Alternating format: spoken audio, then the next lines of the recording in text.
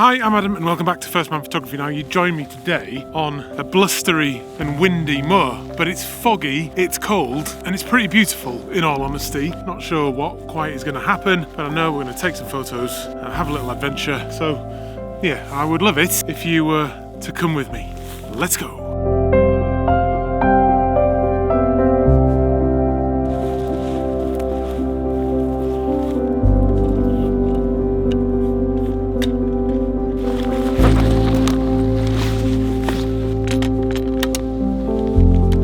Right, I am actually set up for my first shot, and I try not to talk about the weather that often on this channel because it can be pretty boring, but it does make an interesting photograph. But it is the first or second week in January and it's really cold. It's damp and wet and windy, and to be honest, in January I like it when it snows, so my spirits are probably not as high as they should be, and yeah, finding it hard. This morning I am finding it hard, and that is the reality of getting up and doing landscape photography in the middle of January, I think. Right, so let's try and be more positive about this because I am excited about the shot. So what I am attracted to when I was walking along the path just back there is that tree there particularly, and I like it because of the sort of overall outline shape of it, which I think is nice. The way the trunk sort of breaks up into 4 different pieces is actually really interesting, and then most importantly I like the way it's framed by the one to the left and a little bit of the one to the right, although that is now causing me a bit of a problem because I'm not quite sure how to shoot it, and I think what I'm going to have to do is end up doing it a few ways. First composition that popped into my mind is just using that main tree and then that one to the left sort of disappearing into the fog. The second one, I quite like the 3 trees there, but then I also like the wider vista,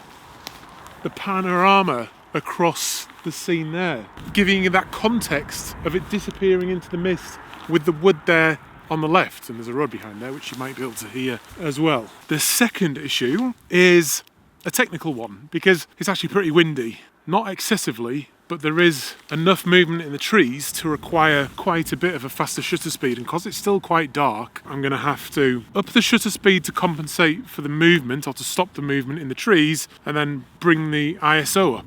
I think I'm also going to bring the aperture, make the aperture bigger as well, because I don't particularly need the whole image to be sharp because it's naturally disappearing into that softer fog, so I can allow the lens to do that as well, and it may even enhance that aspect of the image. So my current settings, f5.6, I'm at 1/100th of a second, which I think should freeze the movement, and then my ISO 1250, and I'm focusing on the tree, the bigger tree in the foreground as best as I can. 2-second timer, firing that away. Let's just zoom in and check if it's sharp, which it certainly is not. So let's take that again. Always check your images for sharpness. You can't just assume that your camera's got it right. My eyes are not good enough to manual focus anymore, so I'm always relying on the camera. Right. Talking through that and taking that picture has properly lifted my spirits because it's got me excited about the photography again. It's one of the things I love about making these videos is this. Whilst I'm trying to be enthusiastic for you, it feeds back into myself. So yeah, happy with that.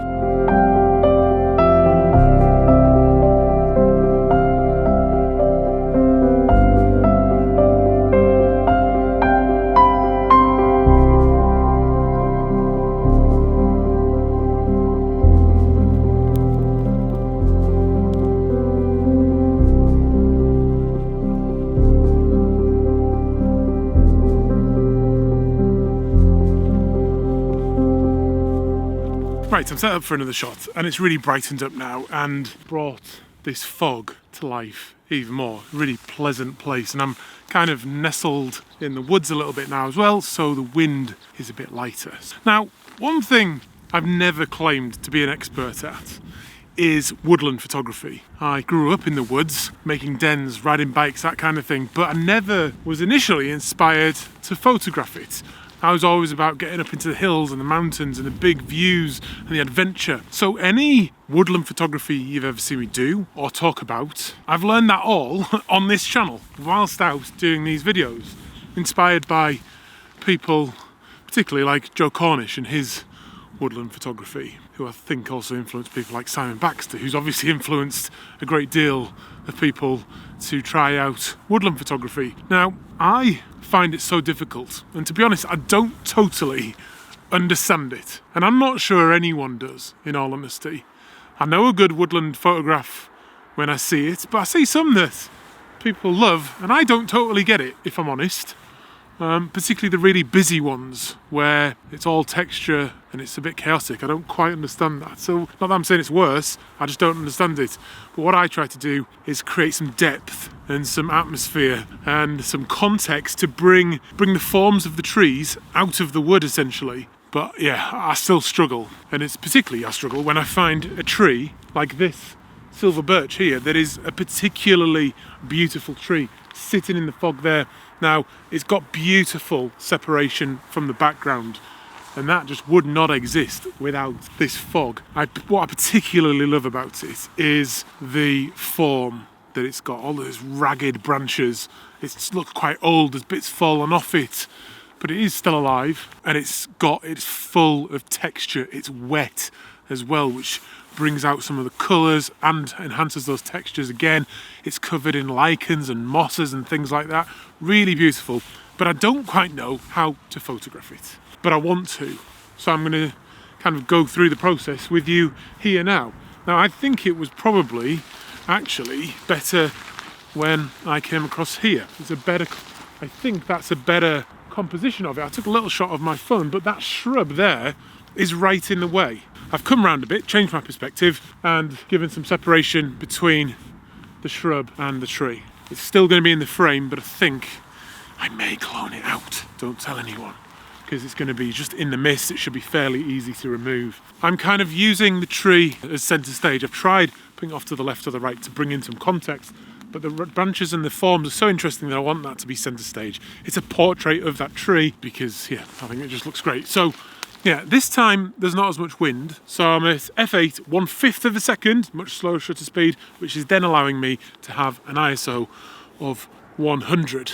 It's then about like, do I have sky in it or do I not? Sky or not? Sky? I don't know. Let's just take the image. 2-second timer.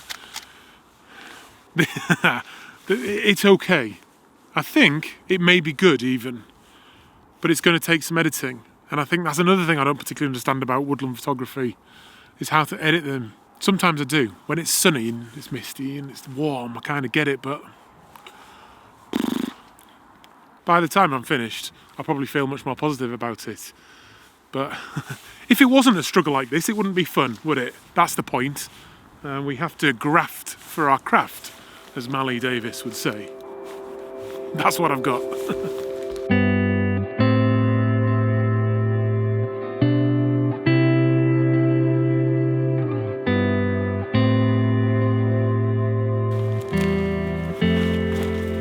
Right, I've come into the woods now, and this is a perfect example of why I don't truly understand woodland photography, because we're in the middle of this stunning misty woodland with, well, basically when I point this camera at it, it all looks good. But then when I set the big camera up or I get my phone out to try and get a single composition, I struggle. And I can't do it. And I don't always understand why that is. But I think a lot of the time, partly why I struggle in these circumstances is not knowing the wood all that well. But then it's the floor. The actual floor of the wood can be very messy, like it is here. We've got old ferns, old bits of bramble and things like that. And it's often looks messy and not appealing in a photograph. What I do love, though, is this kind of heather or some sort of shrub, which is covered in, I think it's a lichen. I got told off the other week for saying it's moss. I'm sick of trying to pick out a particularly interesting set of trees, and I'm not very good at it because I don't always understand why it works. What I'm going to do instead is try something different and use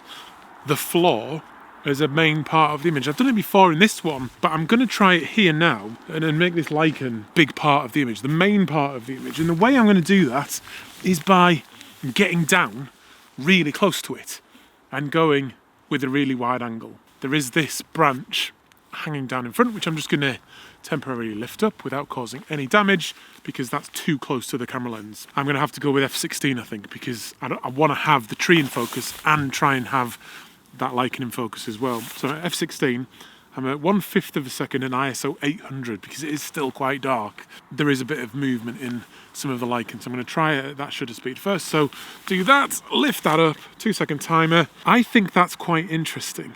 It's definitely unusual, and I like that burst of green. And because it's picking up some of the light through this little clearing here, there's some nice highlights on the lichen as well, which I think looks really, really nice.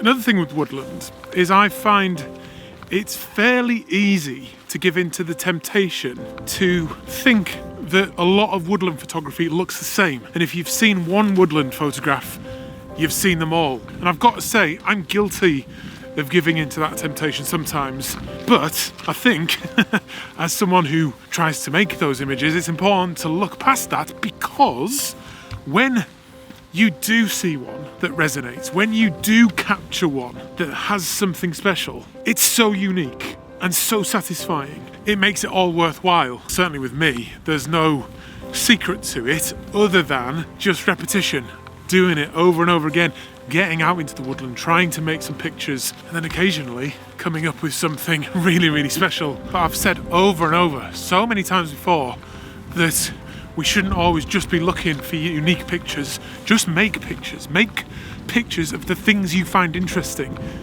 And then a lot of the time, at least occasionally, you're gonna make unique pictures of a scene or a set of conditions that no one's ever seen before. That's always the key though, isn't it? Just get out and enjoy what you're doing, and don't worry about what anyone thinks of your work or you. Just make it, put it out there, and move on to the next one. That's certainly my trick. Right, I'm set up for another image, and this is much more my kind of shot, really. Out in the open, and we're photographing trees still. Does that count as woodland? What even is woodland photography? Do you actually have to be in a wood, or just near a wood, or photographing trees? What counts as woodland photography? I don't know.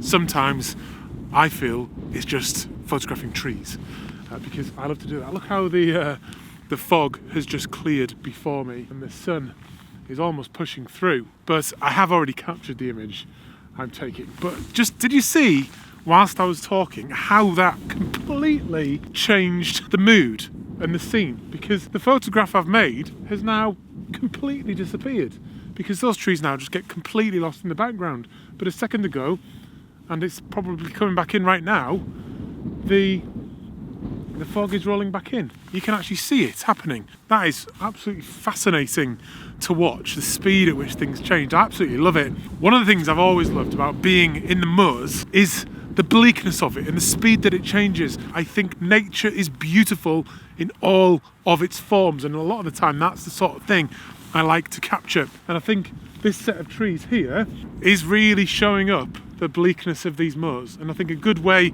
to capture that is to do it in a panorama, because it gives you that wider perspective to look at, and you can scan around and it gives a bigger sense of the mood. So all I'm doing is I have the camera set up in panorama mode, and basically all that means is that the tripod is flat, leveled off, and then I can roll the camera around on the tripod with this 70 to 200 lens mounted with the lens mount, which puts it right over the point of rotation, or sometimes we call it the nodal point, and then I can rotate the camera around and capture that panorama. So I'm focusing on that middle set of trees, and then I'm going to go a third of the way into the image every single time, using the rule of thirds on the camera to guide me. And it's starting to come back in now, so let's go ahead and do it. First one, 2-second timer, and then go around there like that, and again, and then a third in again. Let that fire off. You can see the speed at which things are changing like that, and then in again. Let's do that, and then I see the gap there. That's going to be the last one, and then if we have a look, there we go, that's going on nicely. Yeah, and I'll show you that now. But I feel good about that one. The bleak moors in winter in the mist.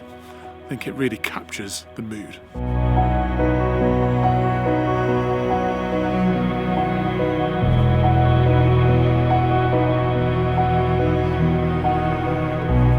So yeah, woodland photography, I don't fully understand it, but it puts me outside of my comfort zone. But yeah, I absolutely love it. My new book is on the way. That's coming soon, so I'll be putting that out for pre-order as well soon.